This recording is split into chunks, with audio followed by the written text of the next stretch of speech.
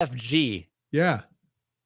Oh, Like, let's wow. effing go. Yeah, That's what I'm saying. Right. No, but that in video gamer terms, it means looking for group. You say it in a chat, in a room full of people in a video game, and you say looking for group because you want to party up. Because I was like, I've typed LFG a million times. Why have I done that? And you just demystified that for me. Well, because I said, let's effing go, baby. That's what I'm talking about. Hi, welcome. It's Realities May Vary. He's Cody Gough. I'm Brian Noonan. This is another episode on another Wednesday, which is going to become the norm for at least one more week after this, because I'm a man of culture. That's right. I'm out. Are you okay? Are you shocked? Yep. Are you doing your best Kramer impression? Boy, I feel like I got shot out of a cannon to start this episode. I'm going to slow it down a little bit. Oh, man, I even forgot to bring a beverage. I got nothing. I got no water, nothing. You can get a beer I can fill for time. No, I was actually going to, I had planned on running downstairs. I came up here about a half hour ago to do some things. I need to send a video to somebody. And for whatever reason, the video came through on my desk. You're a computer guy. Maybe you can help me with this. So my computer came through. I was looking at it on the desktop. Well, I couldn't open it for some reason on the desktop. I could hear the audio of it, but I could not see the video. And it was telling me that I need to buy some extension from Microsoft to play the video. And I thought, this is hogwash. So I quickly go to my laptop because I'm a man of many computers. And boy, it pops right up on my beautiful iPad, MacBook. And the audio's there, the video's there, the whole thing is fantastic. So I go to send it via Dropbox, which I use my big files for. But for some reason, I can't, I don't know why it won't let me, like on my desktop, which is a Mac, not a Mac. What's the other one? PC. So my desktop is a PC. If I go to my downloads and click it, it will say send via one of the options, delete, rename, all those other things. One of them will be send via Dropbox. Well, on my Mac, it does not give me that option. And I have a Dropbox account. I'm trying to get it on my laptop, and I'm having difficulty because I'm a Luddite, obviously, even though I've just used all these terms that let you know that I have done these things before, but I haven't done them on my laptop. I've only done them on my desktop. Mm-hmm. What can you do for me, Cody? Okay, first question. Realities may vary what? Greatly. Okay. Second question. Yes. I'm yes-anding. I'm answering your crazy question. I know it's relevant. Okay. Okay. Second question. Welcome, listener, to Website Wednesday night. Oh my God, it's Website Wednesday night. And we're not going to make you wait till 2 a.m. to hear it. The first thing I need you to do, Brian, is I'm going to need you to restart your computer while we're on the phone with you. And I'm going to need you to just wait for your computer to restart. How I don't, does my machine turn off? Just do it. Give it about 5 minutes. We'll wait. Okay. The entire audience patiently wait for 5 full minutes while you restart your computer. I'm not sure how, is there a switch on my box? Do I look? I'm looking at the screen. A very personal question. I'm not sure that we. I know my wife has a switch on hers, but I don't think that's Sexual Saturday Night. That's that dirty Brian Noonan overnight show. That's not oft confused with Website Wednesday night because you never know. You got to put the USB in, and then you got to put it upside down because it won't go in. You got to flip it upside down at least twice. Why that? Why must you flip it twice? Flipping it twice reverts it to its original configuration. So one would think that one flip would be sufficient. And yet here we are. There's a lot going on with my USBs and my ports and I have a dongle right here. I got a dongle that I need to use. I'm advanced. I'm not stupid. Not like people say. I'm not the Fredo of computers. I know how to work them. You better mark this episode as explicit on iTunes. Right. Because I'm showing off my dongle. Hey, look at how firm it is and how much it wiggles. Anyway, Not a switch, but definitely a button. There's no button. So I have three laptops in the room in which I am standing, and in the next room I have a laptop and a desktop. All right. And so why aren't you helping me? And those are just here's the other thing. So I figure, well, maybe I haven't put Dropbox on my laptop, which I probably haven't. So I go to get the basic account because I don't need it for much. It says download the app. I download it. I try to open it. It won't open. It just says it's a picture. I don't know what the hell's going on. What is this? Is this a callback audition for Chicago Fire? Is this what's happening? No, but I see I've done all those on my desktop. So those are all in when I go to attach a file, I have all those. I could send those, but they have no relevance to what's actually needed, what this video is. This video came from a celebrity that I need for that I'm forwarding on. This is a celebrity video. All right. The celebrity sent you the video. Correct. Which computer is it on? Well, it's on every computer. I can access it from my email. He sent it via Dropbox. So I downloaded the file to my laptop. I also downloaded it first to my desktop. Again, could not play the video. Played it, just heard audio. There was no picture. I got a pop-up from Microsoft. Okay. The problem is you need to be able to see the video, not send it. No. You're not paying attention. You were so busy trying to come up with a crazy one-liner that you've neglected my technical question. No, I was. You are not a good Website Wednesday listener or expert.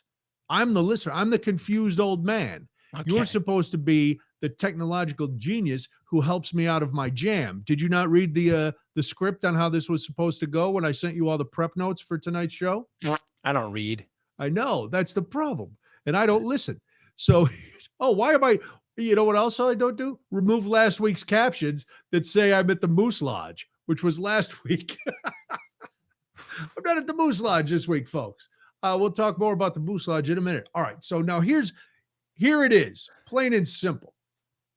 All right. So the celebrity sends me a video via Dropbox. Mm-hmm. I open the email on my desktop and I download the file from Dropbox. Mm-hmm. It's there. It's downloaded on my computer. It's fantastic. I click play.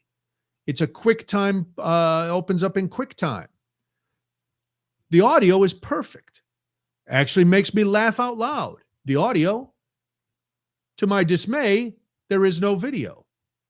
I get a pop-up box from Microsoft saying in order to this video was encoded some way, I don't know, but you'll need to buy a 99-cent extension to play the video. And I'm like, well, this seems weird. So I go to my desk or my laptop, which is a Mac. I do the same thing. I go to my email. Hey, there's the Dropbox link. Click download. Downloads to my laptop. Fantastic. Click, click. Hey, there it is. It's playing. I see his beautiful face. I hear his dulcet tones. Everything is going fantastic. So I go to send this video as an email from my laptop because I don't want to send it from my desktop because, I can't see. Why don't you just forward the Dropbox link? Wait a minute. I can do that? It's already on Dropbox, right? Oh, my God. You're right. Never mind. I'll hang up and listen for my answer. I'm going to hang up and listen for my answer. Okay. Okay. All right. Okay, you can copy that link, can't you? What if we both went to get a beer at the same time and we just left? We just left our empty rooms and just let the listener just chime in the chat, explaining to new listeners where we went and what the hell, and why they both left. Brian in shame and Cody just because he was exasperated, and he finally realized that the person he's doing this podcast with has lost complete touch with reality. Dude, I deal with technical issues regularly in my day-to-day these days. Yes. That one would think the solution is simple, and then it's not, but then it is. computers are like that. That's just how they are. Here's the deal. No, this was just me being stupid because I was also rushing because I knew we had to start this. So I was when I'm under pressure, I don't do very well. How did you get a personalized video this quickly from Will Smith? Because I put his wife's name and other parts of her anatomy in my mouth. So this is a what you asked? What can I tell you? Coming in hot today. I look very yellow. I need to adjust my white balance. Do you have jaundice? Is everything okay? Have you been exposing yourself to sunlight? I look kind of washed out. My light has my ring light has a blue tint. Let me see. Think of that. See if I go. Oh, wow, that's very bad. In the fire of 1,000 suns. I'll wash myself out. There we go. Yeah, that's a little better. You look very blue now. I like it. Yeah, that's a little better. That's a little bit more my skin tone. Yeah, you look more like a human being. Yeah, that's what I go for. Look like a human being. Yeah. Can't stop, won't stop. How was the Moose Lodge? The Moose Lodge was fantastic. There was a big crowd. Where to begin? So there's only a couple quick things. One, as promised, I debuted the saddest Easter story ever for the first time ever on stage at the Moose Lodge. It was greeted with a mix of laughter, sympathy, and at one point, a complete shock by the audience where they all went, oh, like they were hurt for me as I told this story. And I felt a wave of sympathy wash over me that then I erased with some wise ass comment. But so that went well. The show was good. People seemed to have a really good time, which was nice. A lot of people there. Here's a tip for people. If you kind of know somebody, but they don't really know you, just tell them who you are. I had a very awkward interaction before the show because I'm standing in the back with the guy who books it and the other comic, and we're talking and a man comes up to the bar and he goes, he looks at me, he goes, you one of the comics? I'll buy you a beer. And I go, well, yes, I am one of the comics. You can buy me a beer after if you're still interested, but you probably won't be. So I'm not going to drink one now. And then he goes, you probably don't remember me. And I'm looking at him, and in my mind, I'm like, you are absolutely right. I have zero idea who you are. And I'm looking. He goes, I'll give you a hint. Okay. St. Kieran's School. And I'm looking. And he goes, I was a year or two ahead of you. And I'm like, now there's no chance. Because like if he had been in my class, I probably could have made the pull. But now I'm looking at this guy and I'm like, I don't know. And then he goes, my mom plays mahjong with your mom. And I'm like, I know she plays mahjong. I don't know all the, accomplices in the mahjong gang. I'm a little out of the loop. And he goes, well, something else. And I go, listen, man, just tell me who you are. Oh, and he tells me. And I know his mom, because she plays mahjong with my mom. And I recognized his name, but he was like 2 years older than me. And when you're in fourth grade, sixth graders don't hang out with you. And when you're in, then they graduate. I didn't know this guy. And first of all, even if I did know you, it was 50 years ago. So here's a tip for everybody. If you're going out and you see somebody, just reintroduce yourself. Don't play a guessing game. Because I hate guessing games unless I'm on TV for a trivia game and there's a lot of money on the line. Then I'm down. Or if I'm playing a game for some sort of prize. But a beer doesn't count as a prize. A beer from a stranger in a bar so he can roofie me? That doesn't sound right. You think? It can be a pretty good time. That's true. But after the show, not before the show. I don't get roofied before the show. No, that's inappropriate. That's bad form. That is bad form. You never roofie a performer before his show. Mm. You wait. Yeah, that's okay. All right. Well, yeah, that's no good. It's no good at all. So, so I finally figured out who he was, and then brushed off. And then he comes up after, doesn't buy me the beer, but tells me how good, how much he enjoyed the show, introduces me to his wife, and then introduces me to his daughter, who I had seen walk by earlier and thought to myself, hey now. And, she was over 21. She was. I figured. Yeah. Wow. That's an adventure. It was an adventure.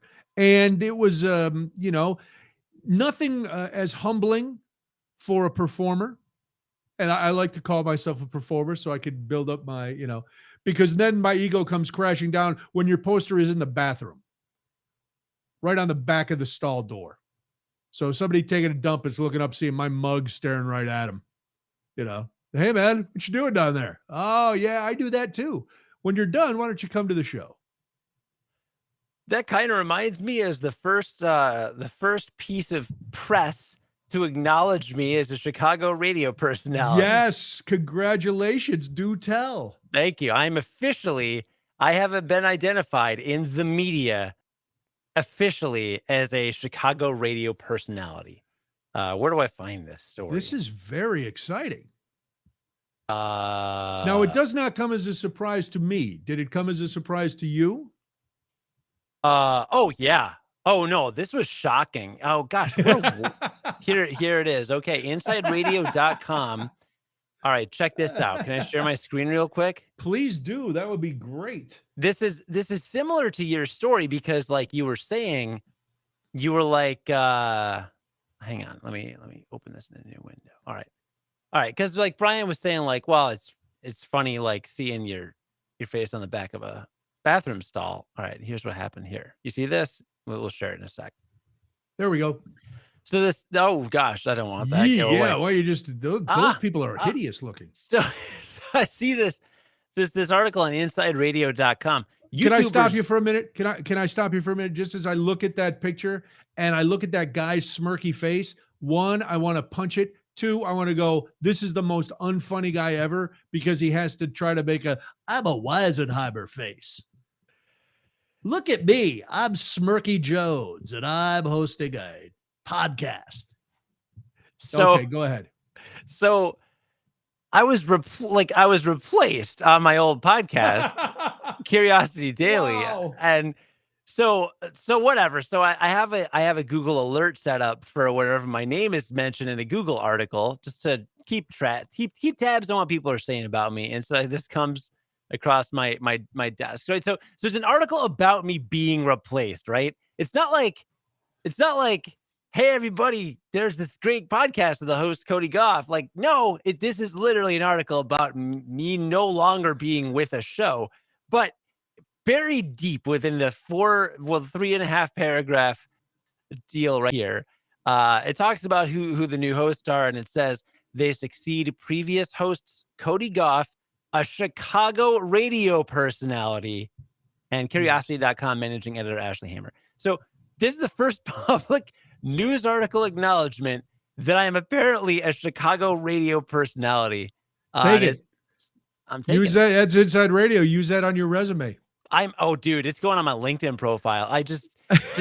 I've never, like, no one, I don't know that I can, I mean, I would say, I told people, like, I would, sometimes on a resume, I would say, like, on-air personality, because, like, that was my way of fudging it, because I wasn't a host. Right. For 10 years, right? With you, I wasn't I would have put on-air contributor, definitely. I don't like contributor. Yeah, you were more than a contributor because you were on all the time. Right. Well, he was like, who was Gary's sidekick? Elton Jim. Right. Elton, like, he forever before he hosted stuff, he was a personality, right? Yeah. He was a character, right? Correct. Yeah. More than contributor, I think. And I thought definitely. Yeah. You were way more than a contributor. Yeah, no, so I presented that status, but I couldn't put on my resume host at WGN until like the last year or two. I remember, it was like 5 years ago. I filled in the couple shifts, but anyway, so I've always kind of like fudged it, right? Like on-air personality, that's technically right, but like This says I'm really a Chicago radio personality. Yes, it does. It's in print. That's a real website. When they were looking for the half-hearted replacements to take over, did they try to find somebody who looked exactly like you and Ashley, except smarmier? I'm not at liberty to say anything about Okay. the Do you have situation, a separation agreement? It is funny, the similarities of weird, awkward white dude and you know, smart host lady. But whatever. I know you can't say anything. I'm going to posit a theory, if I may. May I posit a theory? Mhm. All right. I'm going to posit a theory that perhaps you and Ashley, with all your accolades and professionalism, got a little too expensive for your former employer. And they thought, you know what? YouTubers are used to doing stuff for nothing. So we could get somebody and give them a little something, and they're going to go, wow, we're on a big platform now. We're going to, oh, yeah, this is going to be great. There's my theory. You don't have to confirm or deny it. You know what I do love? Oh, thank you, Marta. Marta knew that I had a personality. That's good. Yeah, she didn't say it was a good one. She just said we knew you had one. When I was producing, scripting, hosting, editing, etc., Curiosity Daily, I had more than twice as large of an audience as CNN Plus. Well, now, which can we talk about? I told my friends today, I said, if I ever indicate that I want CNN Plus, kill me physically, because that means I'm dead inside and I've died 1,000. I don't know what CNN Plus is. CNN Plus is the CNN streaming service. Can't get enough garbage shoved down your gullet at their 24-hour news network? I can't. Better have a streaming app so I can download even more garbage. Oh, man. That makes sense. That is the worst thing I've ever heard. What, as a product? Like, I've never, I haven't listened. You know, CNN Plus? That. Yeah, I don't listen to CNN. Well, it's a streaming service. Yeah, I don't listen. Like, I don't watch. In the pantheon of streaming services, I mean, I'd rather have Peacock than that. What's on Peacock besides WWE and The Office? That's about it. Yeah, I don't know. Got me. Nothing. I don't know. Okay. Yeah, I don't have Peacock. Well, listen. I think they made a huge mistake, and I think their future will bear that out. And I think Smirky Jones, just from his punchable face, I'm out. I'm never listening again. Yeah, look at me. I got 3 days stubborn and I'm smirky. Yeah, we get it. You're the Weisenheimer. We get it. You don't have to. Oh, it's a snark festival with you. We understand. And look at the poor little woman who's going to put her head kind of leaning toward your shoulder like, oh, smarky, snarky, don't be so crazy. We need to talk about science. You have real Bitcoin? Was that your settlement agreement? This is a Bitcoin. That's a real Bitcoin. I will sell it to you for $100,000. I'll give you 2. Because I really want it. $200,000 or $2? I'm not specifying 2 of anything. Huh. I'm just gonna give you 2. To be 2 honest, kicks in the nards. To be honest, Cody is not. No, Marta's worrying I'm going to get you in trouble. Cody is saying nothing. I have no ties to Cody's former employer. He's not making any comments. I can say whatever I want about him, and I haven't mentioned his employer by name. Everybody just knows it was a daily podcast that was science related. It looks like this says boob approved on the back, but I don't. Where would you get a boob approved Bitcoin? Maybe it's Bob. Bob is printing up the Bitcoins. Where did you get Bitcoin swag? Someone just gave this to me. I don't know. Is it real? I mean, it's, you know what you do? Wait till Christmas time, throw it in a Salvation Army bucket, and then it'll be on the news. You know how every year they go, 5 gold coins were thrown into the Salvation Army bucket on Michigan Avenue. So somebody threw a Bitcoin in the go to the one outside Tribune Tower. Oh man. That everybody at the station used to, bang the bell for. And then just drop a fake Bitcoin in there. People lose their nuts. More like a bang coin. Wow. Because you're exploding. Aren't you glad you don't have to take public transportation anymore? Why? 'Cause After it's what like happened in Brooklyn? Oh, yeah, I saw that. That sucks. Why'd somebody do that? Because he's a lunatic. People suck. People do suck. Suck. I'm generally glad I don't have to take public transit. I'm annoyed because I'm flying next week. Oh, and Actually, we're not gonna be able to record next week because I'm flying out Wednesday. I'm leaving Wednesday. Oh, where are you going? Albuquerque. Wow. Business or pleasure? Yes. Both. No, I'm just kidding. I'm going to see the in-laws. That was a joke. Oh, in Albuquerque? Yeah. Is that where they live? I've been in Albuquerque a couple times. No one lives there. No. It was a Are you even going to Albuquerque, or is this a work? No. To put it in wrestling parlance that you will understand. I like the terminology. No. If I was just like setting up for a joke, I would have already made the Bugs Bunny joke to take a left at Albuquerque, or Albuquerque, as he would say.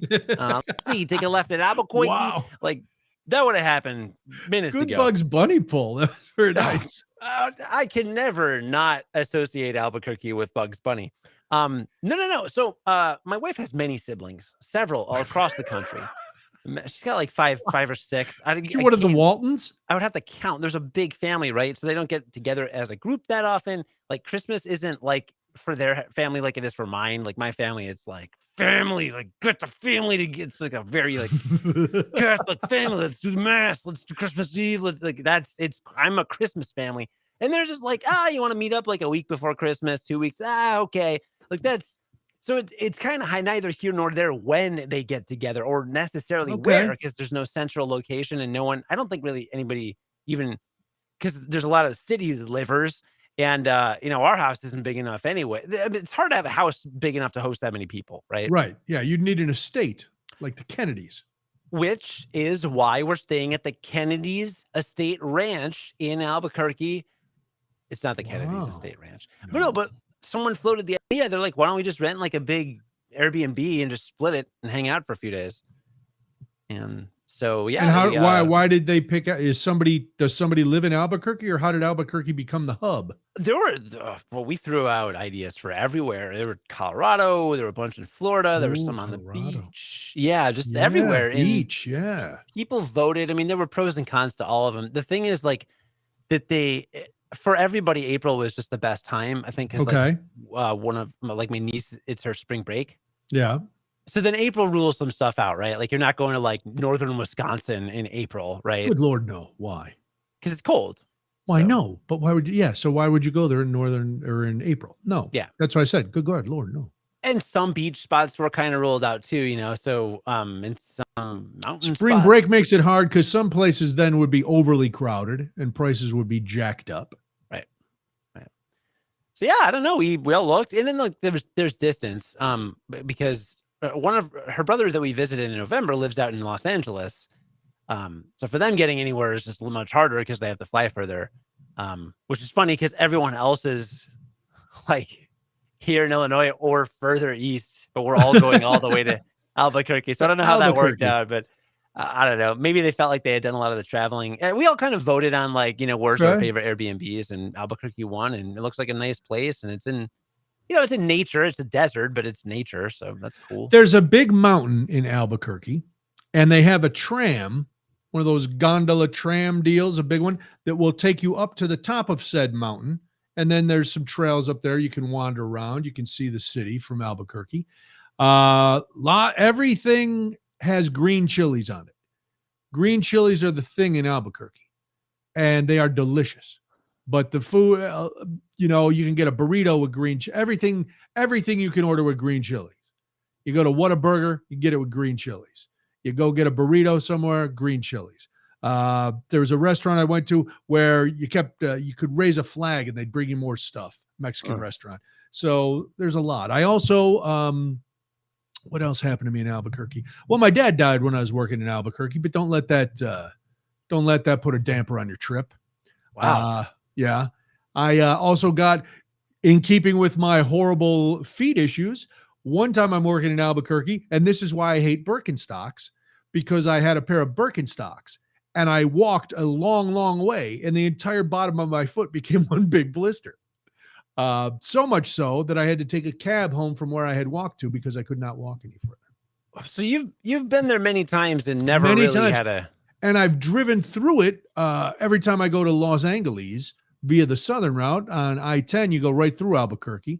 Nice Starbucks. The downtown, it's a pretty downtown when you come in, and the tram is really cool. I'm not sure, other than nature and stuff, I'm not sure what else is around to see. I know outside of Albuquerque, there's a giant casino.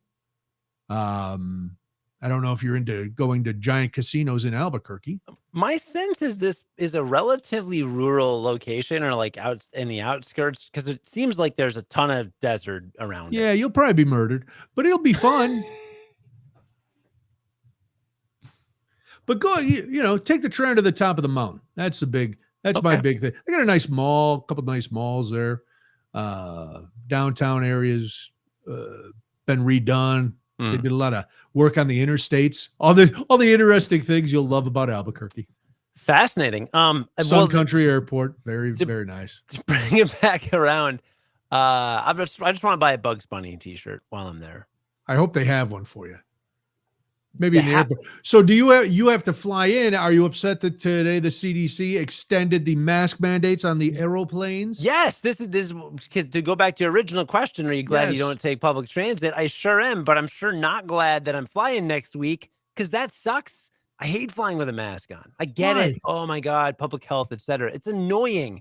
It's mildly annoying, Brian. And if there's one thing as an American I hate, it's mild inconveniences. You realize, having known me for so long, you are talking to one of the most impatient, irritable human beings on the planet, correct? Yeah, you're not. You've put up with me for like 10 years. There's no way. That's, I'm playing the long game with you. So there's a method. It didn't bother me at all. Flying down to New Orleans a couple weeks ago with the mask. I saw some Yahoo on the news today screaming, "Come on, let's just get this over with. We've all learned to live with it." I'm like, why can't we get back to our freedoms? And I'm like, dude, you're flying somewhere on vacation. I think your freedoms are back. I don't think you need to worry about your freedoms anymore. Man. Put on the mask, you big whiny baby, and get on the plane. Yeah, I don't know. I had an altercation with my friends on text message yesterday. About what? Well, about China. Well, really? Oh, because they're locking things down? Yeah, the zero COVID thing. I've listened to a podcast, and I think there's an argument to be made. Like, there's all this like New York Times coverage, and they'll be like, China's trying to get to zero COVID, but at what cost? And like, yes, they are locking people in their homes. They're not letting people like get food. That's true. Things are very bad. That is a very bad, oppressive thing. However, if depending on how you run the numbers, let's say that doing that saved 2 million lives. Right? Like, because if they run the numbers based on some number, roughly, if they had like the same rate of, COVID deaths or whatever as the US, all right, we're pretty bad. Right. Like it would cost like 2 million human lives. Like, think about that. Like, think about that. So like, I'm thinking about it. When you throw in the at what cost, like the cost is not 2 million human lives. Like, and I don't know. But I saw somebody on the news who said he only had one lemon left. Yeah, look, do I want to live in China? No. Do I want the US to operate like China? No. Do I think oppressive regimes do I want messages broadcast to me by drones flying down my street? Hell yeah, I do. That'd be pretty cool. But I'm not like pro China in this, but like I do think that like they're like, at what cost is like, if my cost is like I'm really hungry and malnourished for a week, and like 2 million lives, human lives are saved. Like, part of me is like, I don't know, man. Like, there are worse things. Look, and China sucks. China's a human rights violator in everything, right? We're going to get canceled for even just saying that. We're never going to get a Walt Disney contract. I get it. Like, fine. China runs the world and they're really evil and they harvest people's organs or whatever they're doing, right? But at the end of the day, a really crazy, extreme, super oppressive thing they did theoretically could have saved 2 million lives. And like, that's, I don't know. Why isn't anybody like, why does it get dismissed out of hand so quickly? Is like, we can't even like learn from this. And because there's everything China does is evil. There's probably a happy medium between like welding people's doors shut. Yeah, but you saw how people, we tried the happy medium solution here. We tried saying, hey, folks, you got to stay. And people lost their minds. No, we tried and totally failed. We totally failed. We failed horribly. I'm not saying we should emulate them. I don't know. I just like, I don't know. I get, I understand what you're saying. I know that we always run the risk if we go, well, that's not a bad move. Or maybe we could think about it.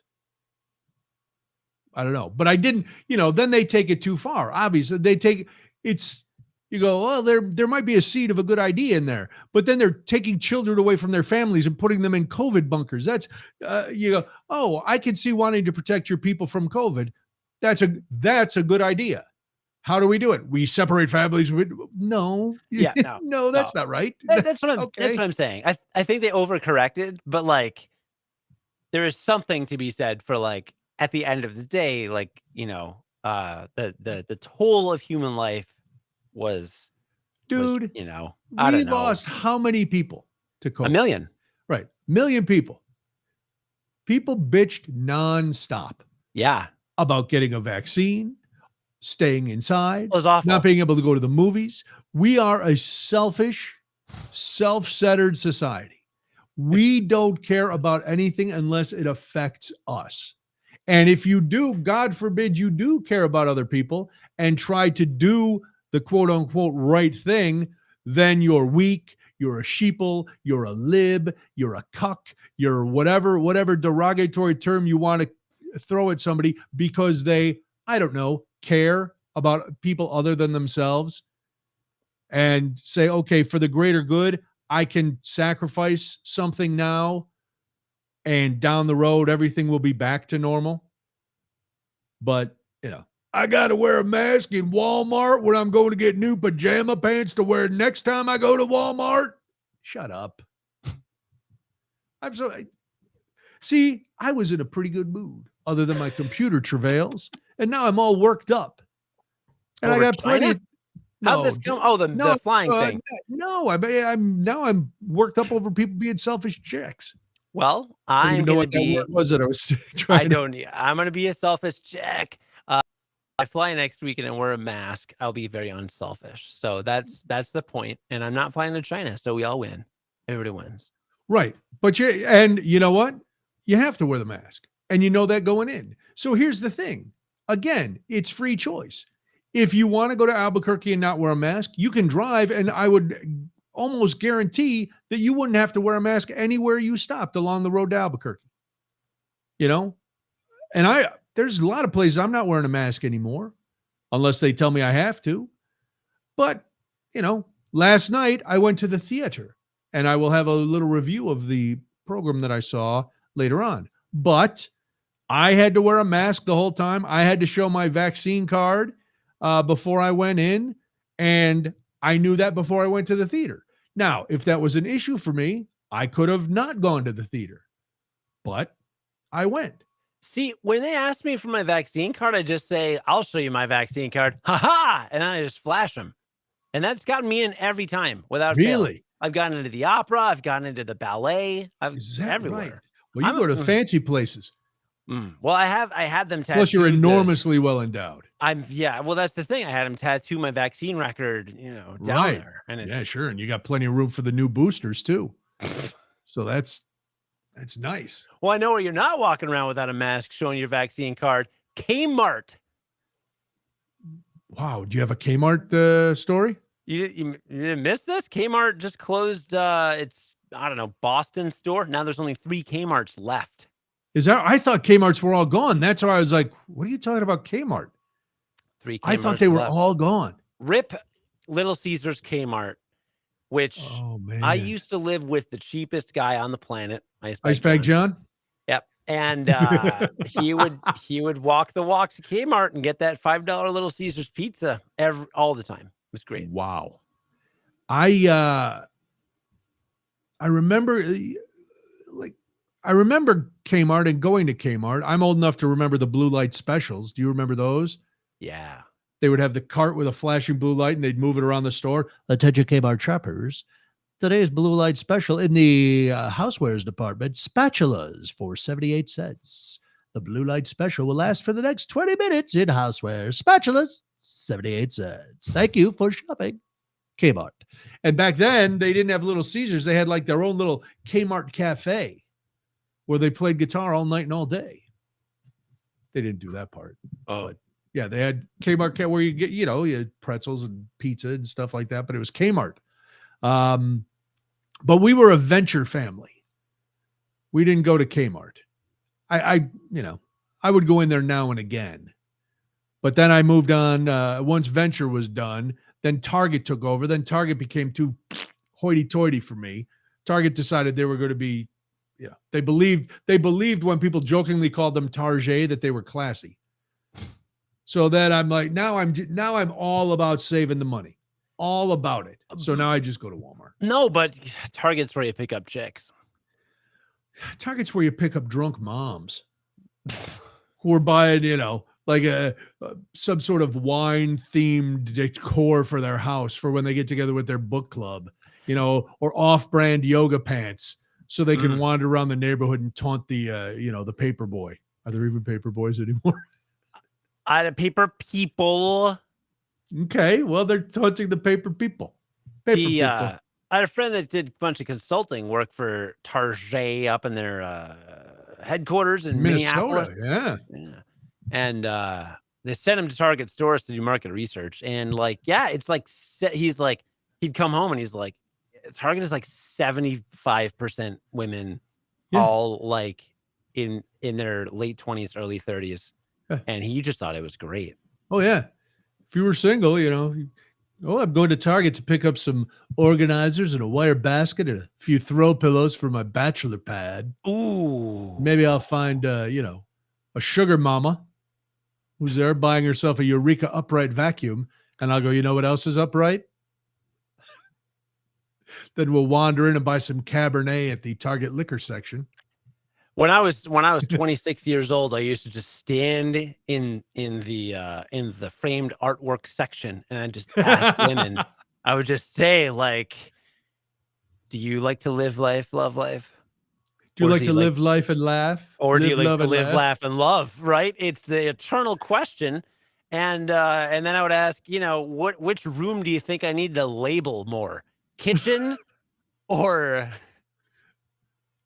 Are there other labels? It's just kitchen, right? Like they sell signs that say kitchen. Sure, kitchen. I also want to know if you feel the same gratitude that I do for being here. Yeah. Well, they rustic. Do you like my rustic wood sign that says gratitude? I'm going to hang it over my bed, and when we're done, I'll just point to it. I was going to get the sign that just says eat in cursive. Put that in there. Put that over the bed. Yep. Put that right over the wrong room. Or is it? Wouldn't you like to know? Target all day. Let's go, dude. Hurry up. I have to take my children to Tots gymnastics. So we need to finish our tryst in the fitting room. So tristy. Tristy. So yeah, Target's, Debbie will go to Target. Debbie and Molly are Target shoppers because again, they fit the demo. I'm a Target shoplifter because I also fit the demo. I'm a disgruntled man who has to stand around while his wife's at Target. You know what I do like about Target, though? They made their carts these giant plastic carts that look like toys, like from a Fisher-Price set. That's the only thing I like about Target. I go in and I go, oh, man, it's like I'm one of the little people. And I'm going shopping. So I got this big plastic cart. La, la, la, la, la. I can fit a lot of framed pictures in here. Doot, doot, doot. So, yeah, that's that. Yeah. Hey, go to an Albuquerque Target. See if things are different down there. That's probably where you'll find yourself your Bugs Bunny Albuquerque t-shirt. Well, I'm going to have to go there to buy a frozen pizza to throw on somebody's roof. What is that? Breaking Bad. Oh, are you going to go find the Breaking Bad house? For some reason, I bet there's a Breaking Bad tour. Until Mike said that, I just didn't make the connection that they were in Albuquerque, but it was actually Albuquerque. It was, and a new season of Better Call Saul is coming out. How many seasons are there? I don't know, but I don't know. But I know, let me see, hold on. Because Debbie was like, it's coming out, the new season. I don't have time for TV. TV shows make me angry. 6 seasons. I hate it. Season 6 premieres this weekend. Breaking Bad wasn't even that many seasons. Breaking Bad was 5. Was it? Well, I thought Better Call Saul was all done. And now they're bringing back this new season. Plus, Bryan Cranston and what's the other kid? Aaron Paul. They're gonna make appearances this season. Nice. Yeah. There's a Breaking Bad RV tour, Cody. Wait, Kristen Ritter's in it? She must be. She's dead. She was in it. Wasn't she just in Breaking Bad? Yeah, she was in Breaking Bad. Who was she in Breaking Bad? She was Jesse's girlfriend that Walt let die of the drug overdose. Oh my God, that was her? Yeah.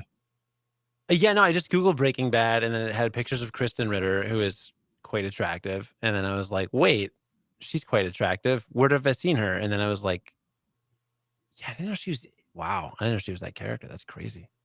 Yeah, dude, you can take a Breaking Bad RV tour while you're in Albuquerque. It'll take you all over Albuquerque to all kind of, all the big sites. All right. Cool. That'd be something I would be doing. I might do that. Because I'm a dork. Well, my wife hasn't seen the show yet, though. So I got to learn her something real quick. We'll have to marathon it. That'd be fun. What show did you see? Last night we saw 6. Let's get into it. Right. We saw 6. Here's the program right here. Should I get a bow tie or are you going to just... No, you know what? This is weird. This will be an official bow tie theater review, but last night I did not wear a bow tie. I just went with a sport coat and an untucked shirt and some jeans. And you know what else was weird? The same night I choose not to wear a bow tie, my bow tie nemesis, and I say nemesis jokingly, Paul Lisnick from WGN TV, who always wears bow ties. He and I are the bow tie guys. Mm-hmm. He also did not have a bow tie on last night. Just a leather jacket and a sports shirt. So I don't know what it was about 6 that nobody wanted to wear a bow tie. Maybe you two should start a TV show called Breaking Bow Tie. Could be. Breaking Bow Ties. Cody with the mic drop. It's attached to this arm. Mic drop. I can't Very nice. It's physically attached. So I hadn't heard of 6. And then last week I mentioned that we were going and you said... I said I heard a bunch about it. Can we take off the Cody is not pro-China graphic? I'm glad it was up earlier, but it's no longer relevant. Isn't it? I think it should always be relevant. Yeah, the graphic's gone. All right. I just wanted to make sure that, people knew if they were tuning in the middle of your tirade and they thought, man, oh man, what happened to Cody? All of a sudden he's all pro-China and whatnot. Yeah. No, he is not. I just like when people don't die. But at what cost? Drama music. Drama music. Was my Jungle Boogie takeoff. All right, listen. 6. You said last week, didn't Chicago Shakespeare Theater do that? And I thought, Cody's got to be high on weed. No, you are absolutely right. 6 originated at the Chicago Shakespeare Theater. They are actually credited as one of the producers of this show. So it was wildly successful at Chicago Shakespeare Theater. And then it moved to Broadway, and it opened on Broadway right before the pandemic. And this is now their first national tour. So last night was what they called the Royal Opening Night at the CIBC Theater in Chicago. Those of you who are theater aficionados would remember that that's the theater that Hamilton resided in for years and years. So Debbie and I may have been the only two people who had not heard or seen this show before, because the opening night crowd was filled with people who were very, very into Six, which is a retelling of the 6 wives of Henry VIII. All 6 wives are there. Divorced, beheaded, dead, divorced, beheaded, survived. That's how they introduce themselves. Those are the 6 wives of Henry VIII.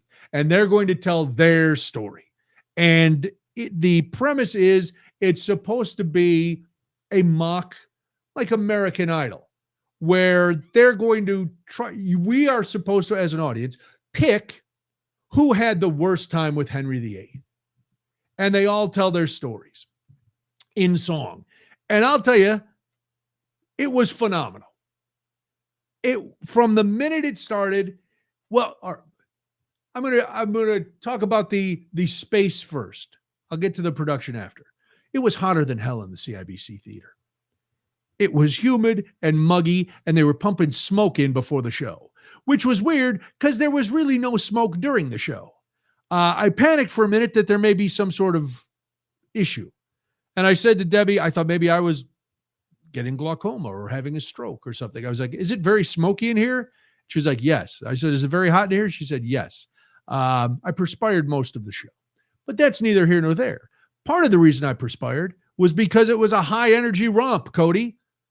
That's what happened. The show starts with them coming out, and the whole thing is just taking place. There's not a lot of staging. There's some what look like cathedral stained glass windows along the back of the stage. The 6 queens are backed by a 4-piece female band that were tight. These women were good. They were all wearing masks, the band, guitar player, bass player, drummer, and keyboardist, and they were phenomenal. Really, really great musicians. So they're keeping it tight. The women are there. They're not dressed in Elizabethan garb. They're dressed, or Tudor garb. They're dressed in updated costumes, which are a lot of bling and a lot of sparkle, rhinestone, different things, and all of them look different. And they just start, and they come out and bang, you're off to the races. The songs are terrific. It started the first queen. First they lay out the concept. They're singing about being the 6 of them and all of this, and then the first queen, who is Catherine of Aragon, that was Henry's first wife, played by Kalia Wilcoxon. All 6 of them, their solos are phenomenal. Great voices. Just the beauty of this is it's 82 minutes. You know my love of brevity when it comes to the theater, but it doesn't feel rushed, and you don't feel shortchanged, because you're like, well, if they had added a lot to it to pad it, it would have gone on. And it's not just queen, queen, queen, queen, queen. There's some, the queen does her song. It's really funny. The Anne Boleyn, the first one to be decapitated, is she's got some great burns throughout the show. But they all get their joke lines in. They all just really own it when it's their time. But when they're working together, the choreography is tight. The songs are catchy. It's basically just 6 women singing and dancing. Not overly crazy light shows. There's some isolating spots, things like that, but it's driven just by the sheer power of the songs and the attitudes of the queens.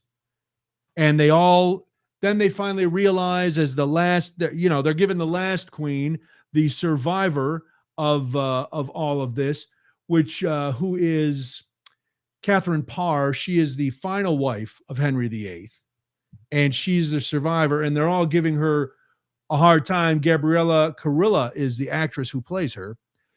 All the other queens are giving her a hard time, like, oh, you lived, what's blah, blah, blah, blah, blah. And then she delivers this knockout song, and they all, I don't want to spoil the end, but it's great. But there's people in the audience dressed as their favorite queen. Wow. There were people screaming and yelling and knowing every word. At one point, I think it was the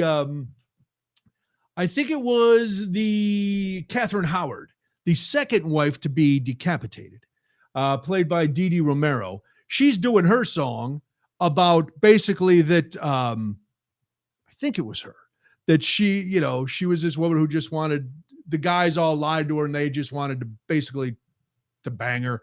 And she's doing this. It's some guy in the front stands up and he starts gyrating and dancing. People are going crazy. People were just losing their minds. Because they'd obviously seen this show a number of times. That didn't diminish the fact that our fun from not having seen it. It was still just a wonderful, wonderful good time. It's playing through July 3rd. So if you're no intermission, this is just basic old man, like, you know me. If it gets too long, I'm like, oh boy. No intermission. Bam, bam, bam from start to finish. The last song actually says how much time they have left in the show. We could tell our story. Well, for the next 5 minutes, we could. So it goes on and on. I asked Debbie when we were leaving, I'm like, who was your favorite queen? Because they're all different. The third queen, Anna of Cleves, ended up with a pretty good life. Brought over from Germany, all that. And they give the history, but not as a lecture. So there's no like, we got to drone through what this woman's history was before we get to the songs. No, it all blends in. You learn a little. It's edutainment. If I had to come up with a phrase that I've never used before, it must be edutainment. So it was just terrific. She had more of a hip hop kind of thing. There were, you could go, there's maybe a little Hamilton influence here and there, maybe a little influence from other things, but that's basically all shows. That's not a knock. It's just as you're hearing the different styles of each queen. So I was trying to figure out, and I think I hate to say this, as I'm, all the stories were great. All the performances were great. So how do I pick a favorite? Superficially, that's how I pick a favorite. But I'm not going to do that because all 6 of these women were phenomenal. I'm going to say the bass player. No. They introduced the band early too. Like after the first song, they're making them give it up for the band, and they play it like a concert, like they're a girl group. So if you're looking for something fun to see, that's not gonna be the a 4-hour dirge. If you want something fun, upbeat, if you're a mom and you want to take your daughters, there's no obscenities. Every time they start to make, you can see where the off-color joke would be, that it's the comedic stop. So it's really good. If you're a dude and looking for a date, trust me, you're going to get some mileage if you take somebody on a date to see this. They're going to go, wow, look at this guy. He's so into women empowerment and herstory. Herstory. Let's herstory. go, dude. Get a little herstory in there. It's fun.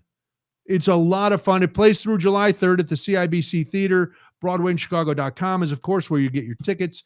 I'm giving it all 5 bow ties because I had a good time, and I'm back. Next week, I'm going to see another show.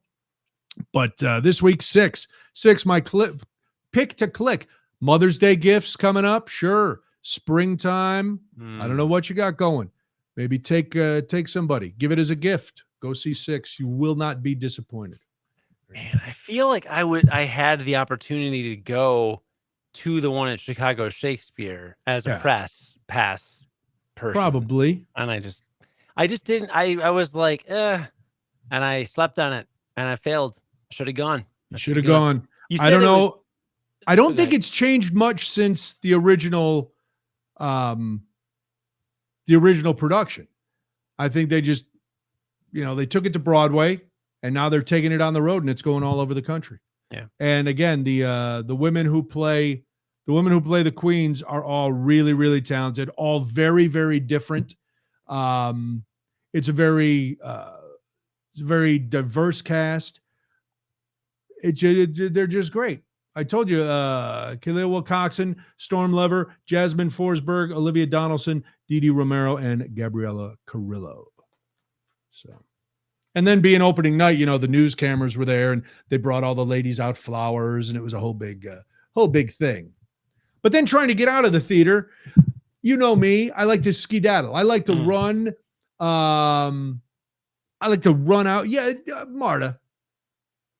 Do you not think they address how horrible women were treated and what a horrendous person Henry VIII was? That's basically the whole premise of the show. Them saying how horribly they were treated and explaining it and saying why are we remembered because of him and what a horrible pig he was. So yes, it's oh boy. This is why we can't have nice things, Cody. This is why we can't have nice things. But you weren't able to get out of the theater? You can't get out of the theater. What happened? They locked the doors and they set it on fire. No, because people are walking up the aisles, and instead of walking and exiting the theater, they're texting as they're walking up the aisle. They're stopping. They're not paying attention. They walk out the main door of the theater. Everybody has to stop for a selfie. It's like, just keep flowing. Just keep the things flowing, So that's my only thing. Sylvia asked, is the loop safe? Down there, yeah. Around the theaters, sure. I mean, I'm not walking down dark alleys. I parked in a garage at 55 East Monroe, so like 2 blocks from the theater. Tons of people walking. Once you leave the theater, people are walking everywhere. There's lots of people walking toward that garage, towards other garages. There's a million cabs and Ubers and the CTA and all that stuff. So yeah, if you're going to a show, and then I think next week I'm going to the one I'm going to is at the Cadillac Palace on Randolph. That's the theater district. There's tons of people around there all the time. So yes, you can you can feel safe going to the theater. Plus, I always have a gun on me. Never more than 3 feet from a gun. You know that, Cody. Me and Barry Gibb from the Barry Gibb Talk Show.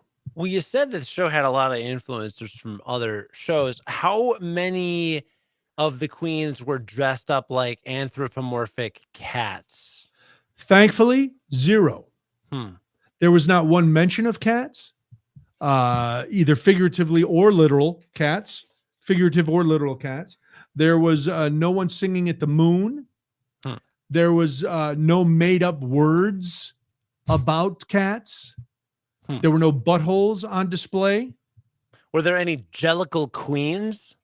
No, there were just wild queens of all shapes, sizes, and genders throughout not only on the stage, but throughout the audience. It was a very lively, festive crowd and a lively, festive show. And now crowds can be distracting. Did they detract at all from the experience? Like when the guy jumped up with that was he did it for about 10 seconds and that was it. And the people, I know people around us, there were some people around us in costume and stuff. They didn't distract at all. They weren't like shouting things. There were, appropriate times when one of the queens would go, make some noise or and there'd be like, Wah! Or when they first came out, the place went crazy. And depending on who your favorite queen was, when she was making her, laying out her case, people were losing their minds, but never to the point where it was like, shut up so I can hear the show. Never. It was a really good time. Yeah. Tight, dude. I'm glad you had a really good time. Yeah. You deserved it. Well, it made up for the fact that today was not a really good time. Why? Because I started the show? No, because I missed you. That's why. That's right, because I miss you. When's it okay to call a little kid an ass? Oh, wait, no, I don't want to talk about that right now. Let me ask you this. Have you ever been tempted to become a Karen? No. Okay. I was today, but not at a store, like not asking for somebody's manager. I had to make a decision whether I should call the police or not Oh, on for somebody today? today, driving home. So here's the deal. You tell me, should I have called the police or not before? And I won't tell you what I did. Here's the scenario. I'm driving home. I turn off Harlem Avenue into our neighborhood. As I'm driving across one of the streets, there's a guy. Now, I live in a very ethnically diverse neighborhood. My neighbors are a mix of pretty much every nationality you can imagine. And that's great with me. I love my neighborhood. So when I describe this man, I'm not describing him like that's why I would call, because I have Black neighbors and Asian neighbors and Hispanic neighbors. I describe this man because the entire picture is what made me go, huh. There's a young African-American guy, maybe late 20s, early 30s, dressed in all black karate gear. Like the gi, the karate pants, some slides. He has the belts, but on his belt, he's carrying 3 full-size samurai swords. 3. And he's walking along, and I'm like, that seems odd that a man in a karate gi would be carrying 3. And I don't know if you could just carry 3 samurai swords down the street. They weren't like in a duffel bag sticking out of a quiver like he was Hawkeye. They were hanging on his belt like he was, going to war. Like he was the 8th samurai looking for his 7 friends. And I'm like, huh. And I slow down and I turn and I'm looking. And I see him looking at his phone, which is odd for a samurai. I don't know how, I talked about how bad I was technologically. I don't know how samurais are. So in this situation, Cody, I put it to you. What would you have done? Absolutely nothing. Okay.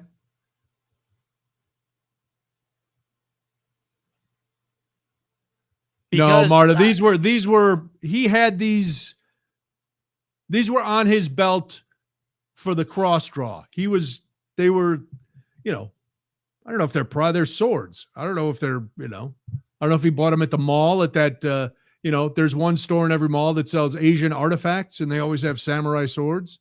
I mean, if he were dressed in normal clothes with 3 samurai swords, I'd be concerned. But the gi actually makes it more normal to me. Really? Yeah. Just in the middle of like 3:30 in the afternoon, just wandering around with 3 samurai swords? Yeah. Yeah, dude, Okay. I have gotten on and seen people on Chicago public transit during gaming and anime conventions. And like, yeah, you're like, okay. But yeah, I mean, I know it's the city of Chicago and I know it's different than a neighborhood. And I know in the middle of the day is weird and whatever. But like, maybe he was just waiting for an Uber to go to some weird gaming convention. Maybe. That's what I would totally have assumed. I did not call the police. Good call. Did not.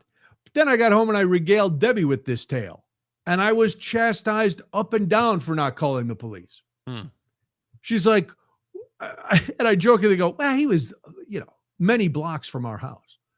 But he was walking, wasn't he? Couldn't he have gotten here? He was close to other people's houses. I'm like, yeah, but he's a guy, I don't know what he's up to.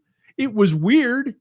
It really, I've driven past many people walking in my neighborhood of all shapes, sizes, colors, genders, and it never caught my attention, But a guy in karate gear with 3 swords hanging off his belt caught my eye. Like, huh, that's not something you see every day when you're driving home. I don't know, man. In the circles I run in, there's a lot of karate gis and a lot of samurai swords. Yeah, but that's you're a guy who wears cloaks. I do. So, you're down with that kind of insanity. Oh, you froze up. Oh no, Cody was going to make a cogent point, and then, yeah, he just froze. Turn him off for a second, see if that helps. We'll bring him back on. There we go. No, he still froze up. I have to send him a note. He doesn't. Maybe I'm frozen. Is it Cody or is it me? I seem fine on my end, but of course that's happened before. Somebody in the chat, tell me who's frozen. Is it me or is it Cody? And if I don't see a response, then I'll figure it's me. All right, this is an odd little thing here. Cody is ice. All right, thank you, Mike. Thank you, Linda. Everybody's saying it's Cody. I'm sending him a text. We'll see if it happens. Oh, he just jumped off. He must have realized it. So when Cody comes back, well, all right. So I didn't call the police. Debbie was very upset with me that I didn't call the police. But again, like maybe if he was sitting across the street from my house, just staring at the house with 3 samurai swords, then I would have made a call. But he was a few blocks away. He was walking. If he had homicidal thoughts, I'm sure he would have taken care of them before he got closer to my house. And why would then you pick my house? That doesn't make much sense. Cody says his internet is down. He will try to reconnect in 1 second. So there you go. But that's why maybe the reason I thought to call the police was because of what happened in Brooklyn yesterday and, the violence perpetrated by just a random guy on the subway. And there was he wasn't in a crowded area. He was just walking through a residential neighborhood. But there was a part of me that went, if he had just been in the karate gi, I wouldn't have given it a second thought. I'd have gone, oh, he's probably coming from class or he's a karate instructor and he's on his way home. It's when you see not 1, not 2, but 3 samurai swords. I've seen enough movies. I never see anybody with 3 samurai swords. Usually they only have 1. You're back. What happened? I don't know. Internet hiccuped. It's very windy here. I don't know if you knew that. Out here in the burbs, it's been pouring down rain all day. I got my whole backyard's underwater, basically. No water in the basement. That's good. Do you have a sump pump? Mm-hmm. Do you have a dehumidifier? Yes. Good. That's what you need in a basement. Yeah, I keep the dehumidifier by all of our boxes of stuff because that should stay dry extra. And all this stuff anyway that I learned this from my parents' mistake. Well, not mistake, but their misfortune when I was young. We've talked about this. Put everything up a couple inches off the ground. Skids. If you got an unfinished basement, you're using it for storage, just stick everything on like a skid or a small shelf or whatever. Mm-hmm. Everything I've got. I mean, we would have to have like 6 inches of water to touch most of the stuff in the basement. Now, do you keep it in cardboard or plastic? Plastic. Also plastic tubs. Always plastic tubs. Yeah. Yep. Yeah. Some wood cardboard a little bit higher up, but like for the ground level, plastic it up. Yeah, we've had in years past, we only had a couple small issues where things got wet, and then you learn real fast. Yeah. 1, I got to get my basement waterproofed, and 2, plastic tubs. That's all. Yeah. So what I was starting to say when I left, I don't know how I remember this, but when I'm tempted to become a bit of a Karen is preemptively if I'm about to hop on the phone with a, let's just say, to resolve an issue with a service that I perceive to be unjust. Like the city and your parking tickets? Health insurance. Yeah, health insurance. Like if I get a thing back and it's like, sorry, we're not going to give you the $600 rebate for this insulin you bought because we suck. Like that, I just assume I'm gonna have to yell at somebody and then be like, let me talk to your manager, and I make up this whole thing in my head, and then it's usually fine or whatever. I just resubmit, so it's not a big deal. But that's it's rarely an in-person situation where I've never, I don't think, been tempted in person to be like, let me talk to your manager, or call a copper or anything. Yeah, like that.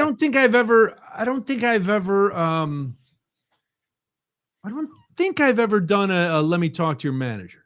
I don't think. Boy, is there a chance I did? I don't know. Maybe. But it was probably at a restaurant or something. And this was, and I only did it. No, I have done it once or twice. And it was always after I paid. So because I wanted there to be no illusion that I was trying to get something for free. That's how pissed I was.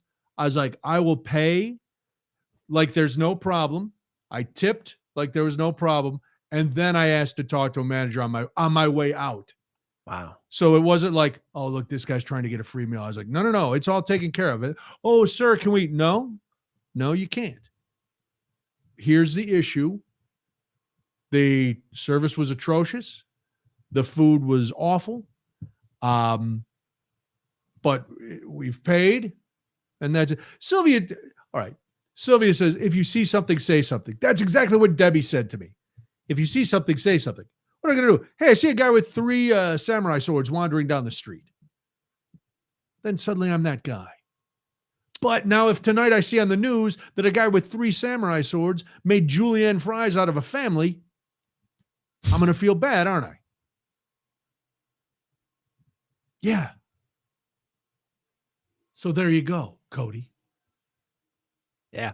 What do you think of that? Very exciting. No, yeah. All right. So the samurai, something else made today the worst day for you. No, this is just, all right. This just, one, it shows that my patience toward the end of the school year is about up. And I think a lot of teachers are feeling the same way. It also shows that I really don't understand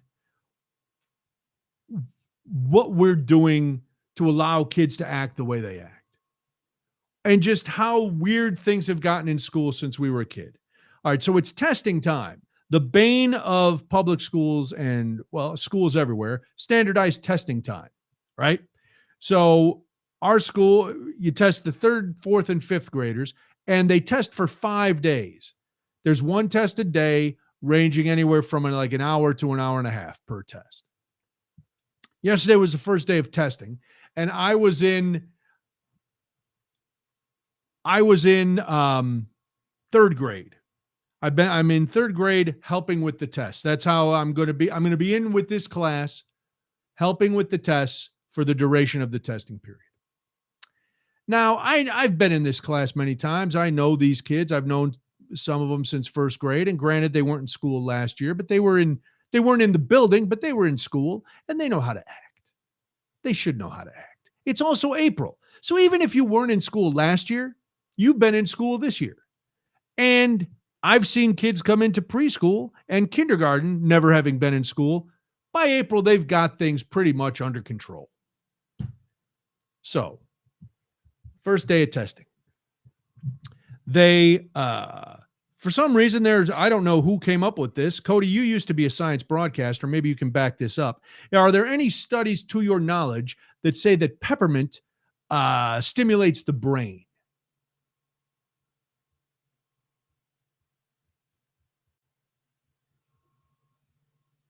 Are you there, Cody? We don't hear you at all. I muted myself. Yeah. Why would you mute yourself during a broadcast? Because it was making mouth sounds. Who was making mouth sounds? I was. Why? A lot of times when you talk, I just go, and I've done this for 12 years.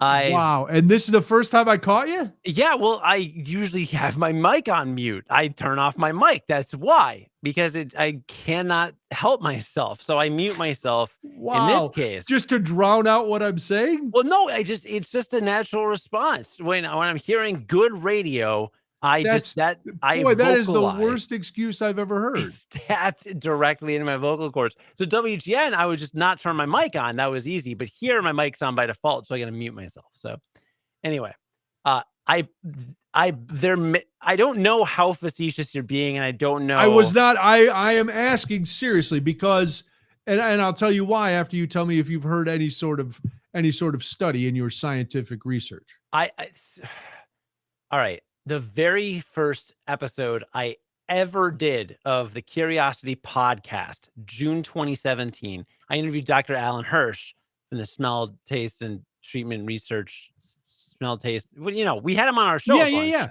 Great Right. guy. Really great guy. He had a bunch of weird anecdotes about smells. Like lavender can do things. Like there's certain scents that can make rooms seem larger, that like realtors will like have the aroma. So it would not surprise me. And I believe he has mentioned peppermint. It's been 5 Okay. years, so I don't remember. But just to give you the full context, so I'm not saying, yes, there's definitely science behind that. But what I'm saying is it's a very real possibility. There's something floating around out there that is being validated by medical professionals or scientists. Okay, fair enough. Yeah. Which would explain why every class has been given a giant bag of individually wrapped peppermint lifesavers, which I love. Going to give every kid gets 2 prior to the test. They're supposed to eat them right before the test, and the peppermint's going to get their brains all jacked up. Yeah. That's fine. Let me ask you another question, Cody. How do you eat a lifesaver? How would a Cody Gough? But that's while it's in your mouth, correct? Making all those disgusting sounds and things? Yeah, you suck on it. You just put it in your mouth and you suck on it. And you eventually crunch it and then it's done. Right.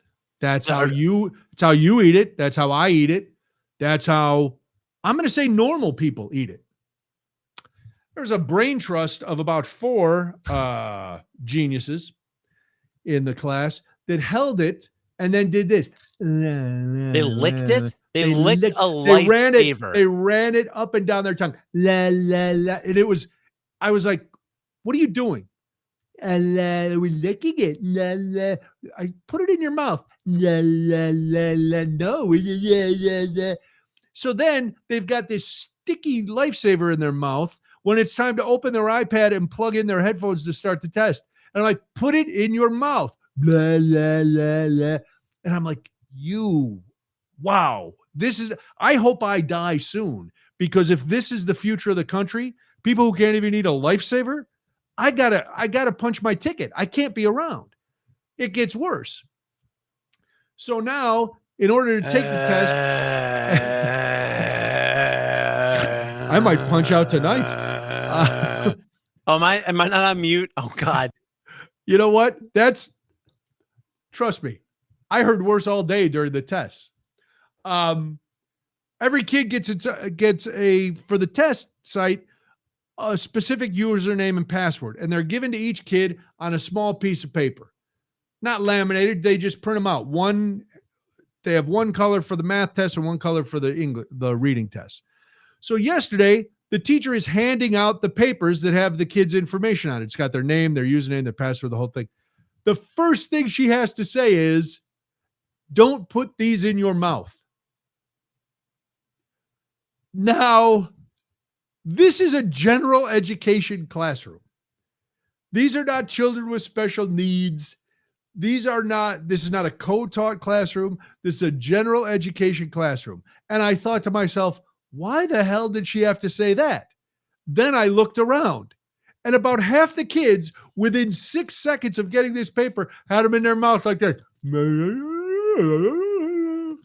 And I'm like, again, I'm about to lose my mind, because I'm standing there.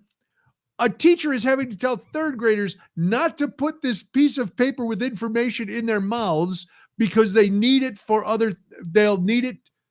for the future tests, and we don't want to take their saliva-soaked papers back.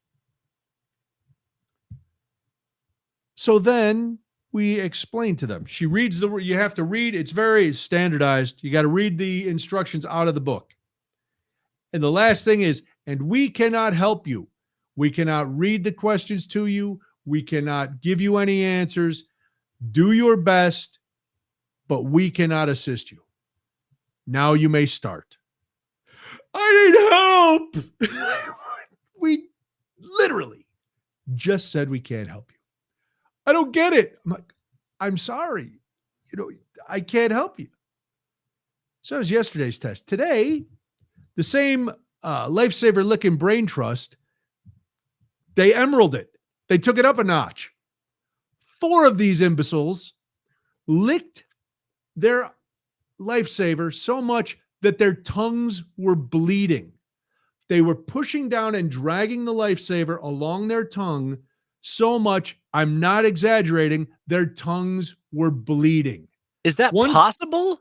Oh, well, you want to come tomorrow for testing? It starts about 9:35. Come on in. Yes, it's possible. So possible that one kid's was bleeding so bad that he kept and it was dripping on the desk. And I said to the leader of this cadre of imbeciles, "You're hurting yourself." And he just shrugged. Cadre of imbeciles should have been the name of this podcast. Now that I think of it. It might be today. Yeah.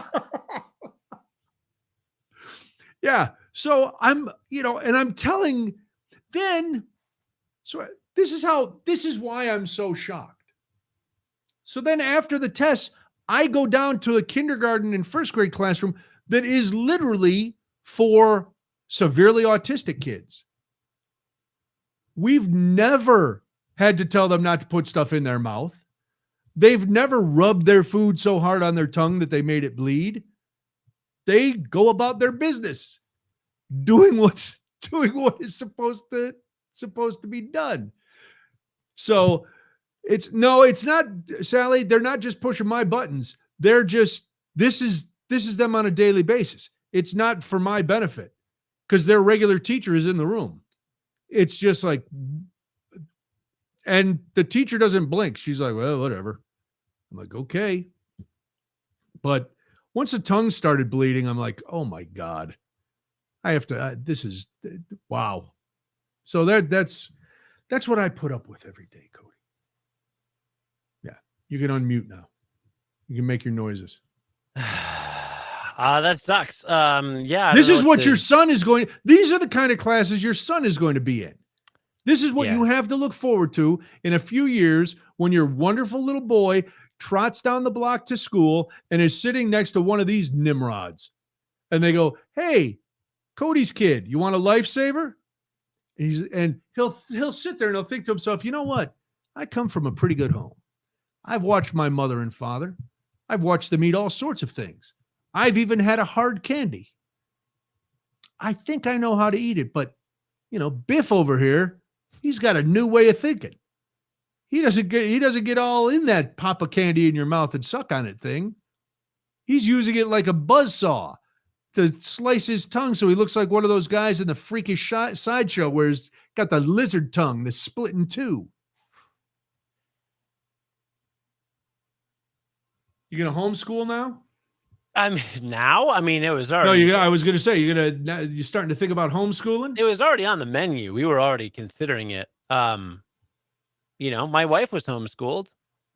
She's got a PhD. She's one of the smartest people I know. She does have a PhD. Tremendous human being, amazing in like every way. So, works for some people. Her siblings, I wasn't saying. Listen. Yeah. I didn't throw that out as a slam. I'm like, if I'm looking at these yahoos, I'm like, maybe it's not the right environment for a kid.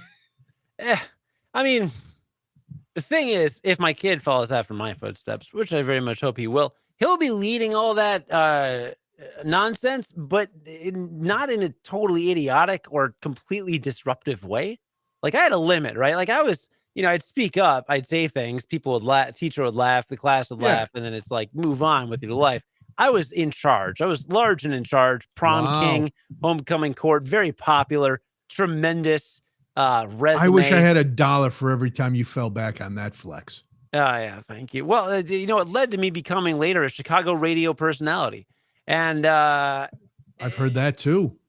So as a precursor, there's worse things, right? Like I still remember when I went on a class trip to Europe and we were in the city of Pompeii, the ruins of Pompeii. Heard about and the guide was showing us the brothels, and there were pictures on the brothels, and they'd be like, essentially at some of these brothels, you could basically order it like a menu. Really? Like from a menu, you could order the items off a menu. And I asked if you could supersize it.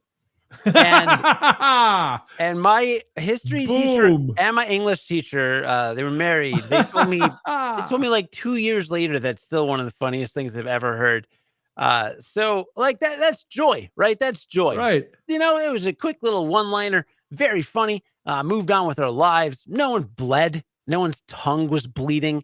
No one ate any paper. No one failed any tests as a result. It was just clever and witty. And that's what I'm hoping he'll do is disrupt and get in a certain amount of trouble, but not the bad, not in a dumb, bad way like the people you're talking about. That's I'm a disruptor. I gotcha. I I wanted to make sure that your story about school became completely about me. I just had to. Well, that's why I tee you up. I have stories that I know you will be able to spin into something that you want to get into. About myself, right. Well, yeah. And I always saw any school story, I'm not going to lie to you, I hope will lead to your I was a prom king flex. Oh, yes. I always that's my goal. I mean, I'm not going to lie to you. Almost guaranteed. My family's thing is anytime we're at a gathering, they take a drink anytime I mention how great my wedding was. Oh, God, your family must be drunk 98% of the time. Yep. All right. See, all right. This makes more sense now. It just hit me. Why you wouldn't have called the cops on the guy with 3 samurai swords. You're a guy who cut your cake with a giant battle sword at your wedding. So swords to you are a normal, everyday accoutrement. Mm-hmm. All right. Well, that makes more sense. Yeah. So I'm not coming to you for any advice about guys with medieval weapons then. No. Or pre-medieval. What if I see a guy coming out with one of them giant Braveheart sledgehammers with like scalp hanging from it? If there's, the second part may be concerning, but first part. Giant sledgehammer? One of the last party I went to at my parents' house, everybody was wearing kilts and there were swords. So, I mean, this is my life. Yeah, I pretty much live a medieval life when I can. So there's very, I live in a different world, a different reality, if you will, a reality that compared to yours may or may not. Very. All right. Before we go, is the Easter Bunny coming to your house this year? My parents' house is going to rock for this weekend. Oh, all right. Very nice. So the Easter Bunny will make an appearance? Yeah, hiding trucks, Hot Wheel, vehicles, toys. Not vehicles and woof-woofs? Yeah, we keep the candy away. It's a little early. How about you? No. I asked my lovely bride last Saturday. I was out running around doing errands before I was going to my show, and I was like, "Oh, I'm out. Let me, I could run to Fannie Mae and pick up a few things for Molly." And I texted Debbie and I go, "Are we doing anything for Molly for Easter?" And she's like, "No." I'm like, "Okay, bad mom, that's fine." We're going to brunch, a late brunch with the family is meeting at my brother's country club to have fancy Easter brunch. So that'll be a treat. Nice. Yeah, it should be fine, I guess. The only Easter I've ever not spent with my family was brunch with you and your family. That's right. At Carnival. At Carnival. That was a lovely brunch. I forget why you weren't with your family. Did we have a show? Great question. I have no idea. I don't know. I can't remember either. I think we had a show. Maybe you weren't going home. I don't know why, but yes, we had lunch. We had brunch together. Did I have a girlfriend at the time? If you did, you didn't bring her. Yeah, I have no idea. I don't know. It was a nice brunch. Yeah, great brunch. So yeah, that's easy. You know what we won't be serving here at the house? Ham. No ham. And that's fine. And what we won't be serving next week is a podcast. Yes, because you will be in Albuquerque going to get some fried chicken from a meth dealer, which will be fun for you with the family. I hope you enjoy your trip. Eat some green chilies. You want to hear my hack green chili joke that I would start every show in Albuquerque with? was basically, it's going to be Albuquerque, blah, blah, blah, blah, blah. What's the deal? Green chili, put green chilies on everything. Green chilies on burritos, green chilies on eggs, green chilies on ice cream at Baskin Robbins. I ate so many green chilies, my ass looks like the back of the Batmobile. That is a hack joke. It is a hack joke. It was a hack road dog joke. And you know what? Kill every time. Would it really? Because I'd talk about flames shooting out of my ass like the Batmobile. Eh. People loved it. Oh, they loved the visual of my ass on fire. An oldie but a goodie. No, I wouldn't do it now, but I did it then.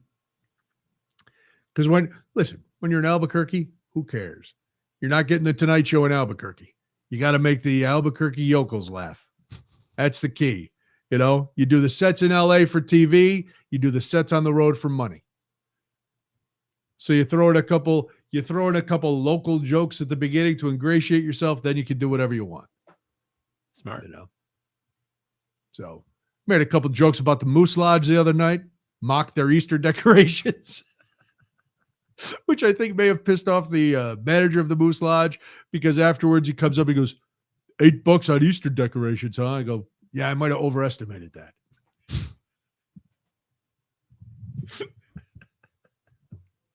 I'm always making friends, Cody. You know that about me. No, I get that. It's tremendous. That's tremendous. All right, so we will talk in 2 weeks. I want to hear all about your Breaking Bad. I hope you take the Breaking Bad RV tour, Me too. if for nothing else other than some video content and some hilarity. Listen, if you're up near the mountain, take the tram. That's my I'm like the low rent travel guide. I do one or two things in a town. That's my Albuquerque pick. So when do you leave? Wednesday? Get your mask. Tuesday. I was just to CVS and I was at the checkout and I forgot to buy another box of masks. I'm out now. So I pull up somewhere and I don't remember, do I need one? Do I not? And then I'm like, I'm panicked. And then I went to get my haircut yesterday and I didn't know.